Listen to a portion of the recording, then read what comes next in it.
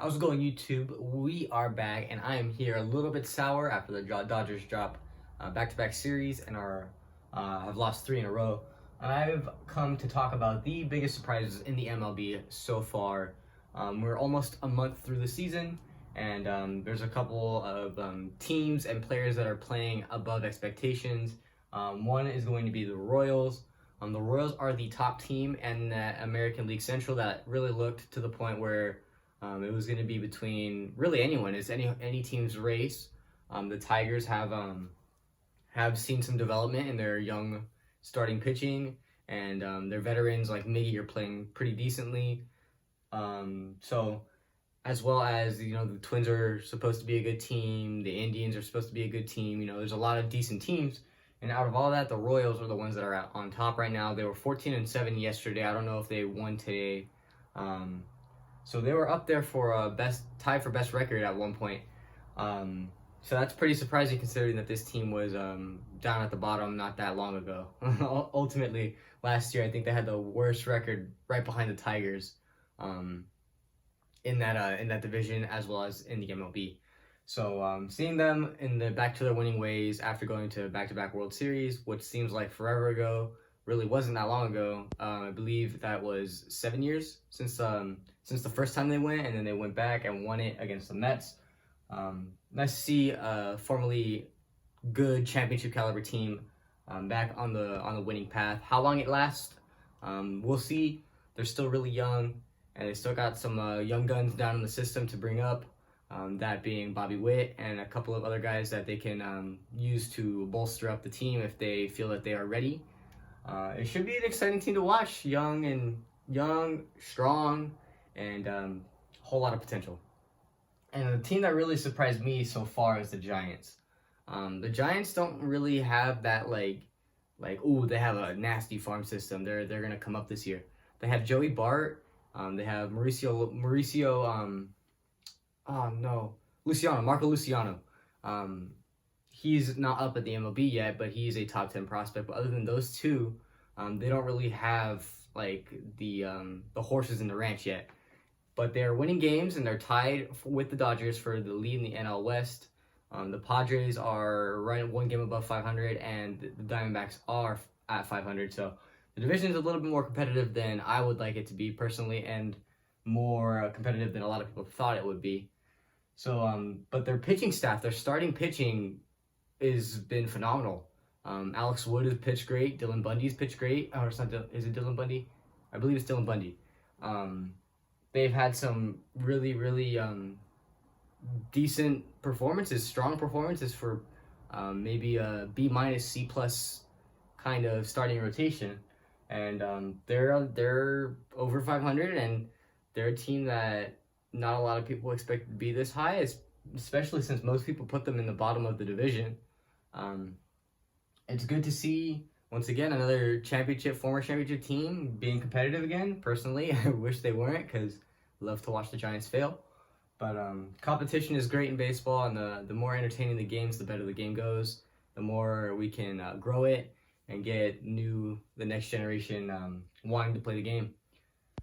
Trevor Rogers. If you guys don't know who Trevor Rogers is, he's a starting pitcher, left-handed starter for the Miami Marlins, and he is making himself a strong case for Rookie of the Year.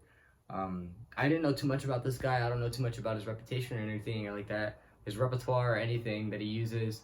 I just got, like a little hint, like, hey, this kid's doing pretty well. I believe he is eligible for Rookie of the Year, and in a conference where in a league where you have Ke'Bryan Hayes, Bohm, Dylan Carlson, all of these stud hitters, Trevor Rogers is the one that's standing out. I believe Mickey Moniak is a rookie as well. I could be wrong about that, and he's been playing pretty good for Philly. But I don't think anybody has really been playing as good as Trevor Rogers has been. He's shutting people down and winning the Marlins games. And anytime you can pitch the Marlins into a victory, you're a pretty decent pitcher. So it's nice to see. I keep saying that. It's nice to see, teams that were on the bottom start making their way back up to the top, because, the monsters, like the big money teams, the Dodgers, the Yankees, those guys will always be towards the top. And that's another team I didn't put on here is the Yankees, how bad they've been. But maybe I'll talk about that after Vlad Jr. And Vlad Jr., man, if you guys were calling Vlad Jr. a bust, he is making himself a strong case for an MVP right now.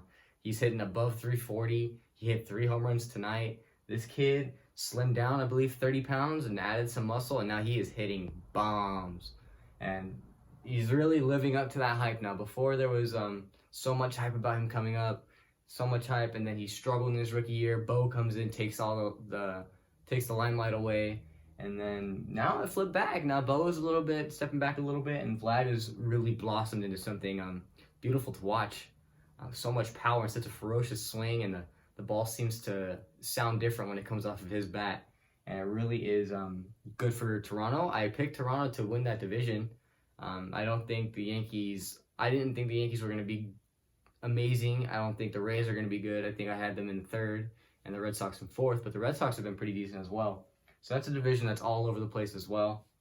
And if Vlad Jr. really is a MVP candidate, maybe he leads them into the playoffs and leads them into winning the division title right there. And then the Yankees. I'll talk about the Yankees. Everybody really hyped up the Yankees as like World Series bound or, second best team in the league, and I never really saw it.